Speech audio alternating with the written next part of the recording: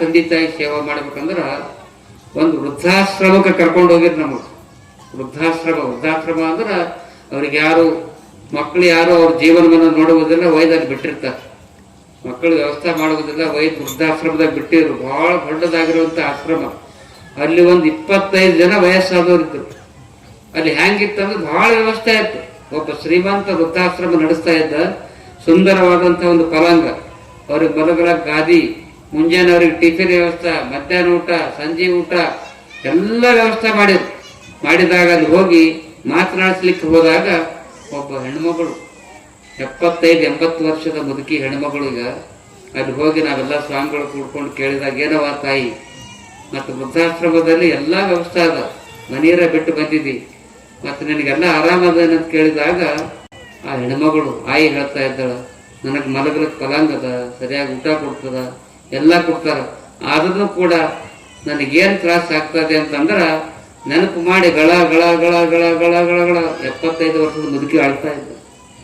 ಯಾಕೆ ಅಳ್ತಾ ಇದ್ದಿ? ಮನೆ ಬಿಟ್ಟಿನಿ ಬಂದಿದ್ದು ಎಲ್ಲ ನಿನಗೆ ವ್ಯವಸ್ಥೆ ಅದ, ಆದ್ರೂ ಯಾಕೆ ಅಳ್ತಾ ಇದ್ದಿ? ಪಲಂಗ ಅದ, ಸುಂದರವಾಗಿರುವಂತ ತಾಟ್ ಅದ, ಮ್ಯಾಗ್ ಫ್ಯಾನ್ ಅದ, ಎಲ್ಲ ಅದ, ಆದ್ರೂ ಕೂಡ ನೋಡ್ ಮಗ, ಯಪ್ಪ, ಪ್ರೀತಿ ಅನ್ನುವಂಥದ್ದಿಲ್ಲ ಇಲ್ಲಿ, ಪ್ರೀತಿ ಅನ್ನುವಂಥದ್ದಿಲ್ಲ. ನನ್ನ ಮಕ್ಕಳೇ ಇಲ್ಲಿಲ್ಲ, ಅದಕ್ಕಾಗಿ ನನಗೆ ವ್ಯಥೆ ಆಗ್ತಾ ಇದೆ. ಎಷ್ಟೇ ವ್ಯವಸ್ಥೆ ಮಾಡಿದ್ರು ಕೂಡ ಇದಕ್ಕೆ ಅನಾಥಾಶ್ರಮ ಅಂತಾರೆ, ಮನೆ ಅನ್ನೋದಿಲ್ಲ ಎನ್ನುವಂತ ಮಾತನ್ನ ತಾಯಿ ಹೇಳ್ತಾ ಇದ್ರು.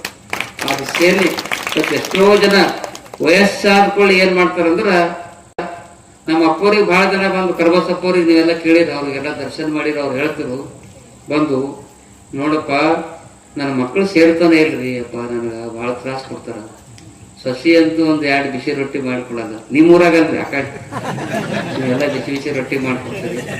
ಅವ್ರಿಗೆ ಕೇಳ್ತೀರಿ, ಏನ್ರಿ ಮಗನೇ ಸೇರ್ತಾ ಇಲ್ಲಪ್ಪ, ಹೆಂಗ್ ಮಾಡ್ಬೇಕಂದ್ರ ಅಪ್ಪವರು ಒಂದು ಮಾತು ಹೇಳ್ತಾರೆ. ಮಾತು ಏನ್ ಮಾತಂದ್ರ, ಅವ್ರು ಉದಾಹರಣೆ ಕೊಡ್ತಿರ್ ಕರ್ಬಸಪ್ಪವ್ರು, ಏನಪ್ಪಾ ನಿನ್ ಮಗ ನಿನಗೆ ಹೆಚ್ಚಿಗೆ ಸೇರಲ್ಲೇನು, ವ್ಯವಸ್ಥೆ ಮಾಡಲ್ಲ. ಅವಾಗ ಅವ್ರು ಏನ್ ಹೇಳ್ತಿದ್ರು, ನೋಡಪ್ಪ ನಿಮ್ ಊರಾಗ ಹಳ್ಳ ಅದೇ, ನಮ್ಮೂರಾಗ ಭಾರಿ ದೊಡ್ಡ ಹಳ್ಳ ಅದ, ಹಳ್ಳದಾಗ ನೀರ್ ಹೆಂಗ್ ಹರಿತದ, ನಿಮ್ ಮ್ಯಾಗಿನ ಬರ್ತಾವ್ರಿ ಕೆಳಗ್ ಹರಿತಾವ, ನೀರೇನು ಮುಂದಕ್ಕೆ ಹರಿತದ ಹಿಂದಕ್ಕೆ ಹರಿತದ ಅಂತ ಕೇಳ್ತಿರ. ಇಲ್ಲಪ್ಪ ನೀರ್ ಮುಂದಕ್ಕೆ ಹರಿತದ. ಹಂಗೆ ನೋಡಪ್ಪ, ಪ್ರೇಮ ಅನ್ನೋದ್ರ ಮುಂದಕ್ಕೆ ಇರ್ತದ, ಹಿಂದಕ್ಕೆ ಇರಲ್ಲ, ನೀ ಏನ್ ಚಿಂತೆ ಮಾಡ ಅಂತ ತಿಳ್ಕೊಂಡು.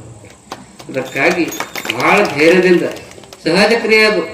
ಲಗ್ನ ಆದ್ಕೊಳ್ಳಿ ಮಗಂದು ಮಾಯ ಸ್ವಚ್ಛ ಮ್ಯಾಗ ಹೋಗ್ತದೆ, ಅದು ಮಗಳ ಮಾಯ ಎಲ್ಲಿ ಹೋಗ್ತದ, ಹಳೆಯ ಮ್ಯಾಗ ಹೋಗ್ತದೆ. ನೀವಂತೀರಿ ನನ್ನ ಮಗಳು ಅಂತ, ಮಾಯ ಆ ಕಡೆ ಹೋಗ್ತಾಳ, ಹಲೋ ಯಪ್ಪ ಆರಾಮಿದ್ದಂತ ಅಡ್ಡ ಅಂತೇಳಿ ನಿಮಗೆ, ಯಪ್ಪ ಹಬ್ಬಕ್ಕೆ ನಂಗೆ ಬರೋದಾಗಲ್ರಿ ಮಕ್ಕಳು ದೊಡ್ಡವಾಗ ಅಂತ ಹೇಳ್ತಾರೆ.